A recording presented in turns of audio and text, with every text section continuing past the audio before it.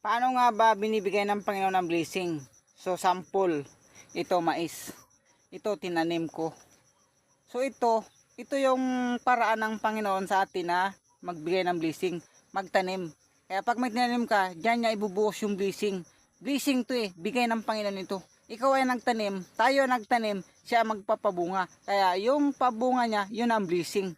Kaya kung hindi ka nagtatanim, hindi ka bibigyan ng blessing. Paano ka bigyan ng blessing? Alam mo mga kapatid, yung pagbibigay ng blessing ni Lord, kating-kating ang kamay niya, ibuhos sa yung blessing. Paano ka bibigyan ng blessing kung hindi ka nagtatrabaho, hindi ka nagtatanim? So kung nagtanim ka, ito yung blessing na ibibigay sa atin ng Panginoon. Ito na yung hinihintay natin na blessing. Kaya hindi kikilos yung blessing kung hindi tayo kikilos din. Kaya samahan natin ng gawa, samahan natin ng trabaho. So ito sample blessing ito ni Lord. Kaya thank you Lord sa blessing. Oh, lalaki. Sigurado na talaga ang mais na ito. Blessing talaga ito. Oh, lalaki oh. Lalaki.